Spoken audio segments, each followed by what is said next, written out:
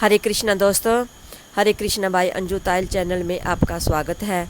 मैं आज आपको दुबड़ी सातों की कहानी सुनाने जा रही हूँ, जो भादो मास की शुक्ल पक्ष की सातम को मनाई जाती है और जिस साल लड़की की शादी होती है उस साल दुबड़ी का उजमन किया जाता है।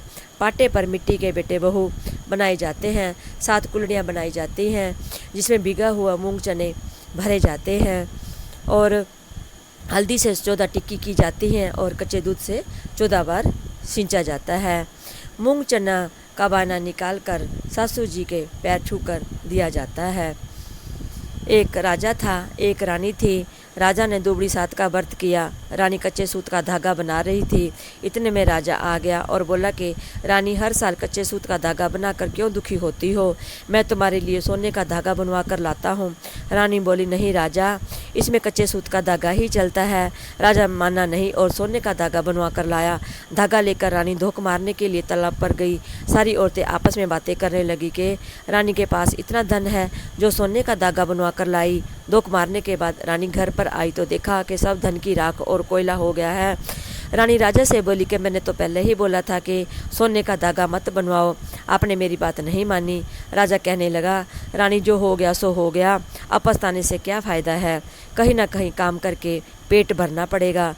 अब राजा रानी उनके दोनों लड़के घर से निकल पड़े और रास्ते में एक नदी पार करते समय दोनों लड़के नदी में बह गए। रानी कहने लगी, राजा देख लिया इसका नतीजा, और आगे चल पड़े। अब उन्हें बहुत ज़ोर की भूख लगी।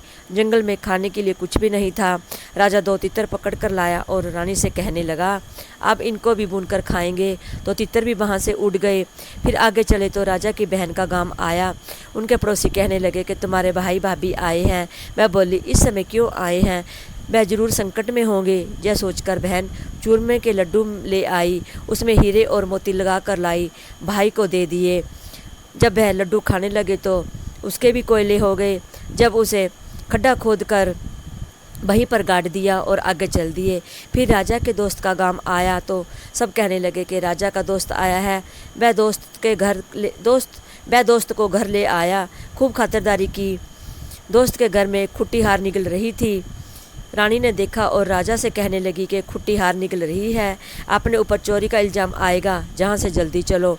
आगे बहुत बड़े शहर में पहुंचकर काम की तलाश करने लगा। रानी रसोई बनाने लगी। ऐसा करते 1 साल बीत गया। फिर दुबड़ी आई। रानी बगुआ से कहने लगी कि मैं भी दुबड़ी की पूजा करूँगी। कच्चे सूत का धागा बनाया और पूजा की। रात को सपने में दुबड़ी माँ कहने लगी कि तू तेरे घर पर जल्दी से जा, तेरा जैसा घर था वैसा ही मिलेगा, तेरे दुख दूर हो गए हैं। मैं सुबह उठकर बहुओं को सपने की बात बता दी और मैं अपने घर जा रही हूँ। मैं भी एक रानी हूँ, मेरे बुरे दिन आए इसलिए मैंने रसोई का काम किया। अब रानी वहाँ से चल दी और राजा को ढूंढने लगी। राजा तेली का काम कर रहा था। रानी राजा से कहने लगी कि मैंने दुबड़ी की पूजा की, कच्चे सूत का धागा बनाया। दुबड़ी माँ मेरे सपने में आई और कहा कि अपने घर जाओ और तुम्हारा दिन सुधर गए हैं, इसलिए आप घर चलो। जाते समय राजा के दोस्त का गांव आया तो लोग कहने लगे, पहले राजा का हार ले आया था, अब पता नहीं क्या ले जाएगा। राजा ने उनके लिए भोजन बनवाया और भोजन करने के लिए उन्हें बुलाया। जब जो खुट्टी हार निकल गई थी वह खुट्टी हार उगलने लगी। रानी राजा से बोली, राजा देखो खुट्टी हार उगल रही है, अपने दिन सीधे आ गए हैं। अब वह वहाँ से चल दिए। आगे चलकर बहन का गांव आया। अब राजा की बहन उनसे मिलने आई तो वह चूरमे के लड्डू बनाकर लाई। तो राजा कहने लगा, यह लड्डू अपने वापस ले जा। और ज़मीन खोद कर देखने लगे कि वहाँ पर भी हीरे मोती जगमगा रहे हैं। फिर वह आगे चले, तितर भी आकर बैठ गए हैं। अब वह वहाँ से आगे चले। फिर नदी आई तो धोबी के पास उनके दोनों लड़के खेल रहे थे। रानी कहने लगी, यह मेरे लड़के हैं। धोबी कहने लगा कि मैंने ये पानी में से निकाले थे, तेरे हैं तो तू ले जा। अब राजा रानी अब और बच्चे अपने घर पहुंच गए हैं। जैसे पहले था वैसे ही हो गया। राजा कहने लगा कि रानी, मैंने बहुत बड़ी गलती की थी जो तुझे सोने का धागा बना कर दिया, जो हमें इतना कष्ट सहना पड़ा। धन का कभी घमंड नहीं करना चाहिए, जैसी रीति रिवाज है वैसा ही करना चाहिए। हे दुबड़ी माता, जैसे रानी पर खुशी हुई वैसे सब पर होवे, कहते सुनते हो कारे भरते। हे दुबड़ी माता की जय। बुद्धू बुढ़ी की कहानी कहने के बाद में बन्याक जी की भी कहानी कहनी चाहिए।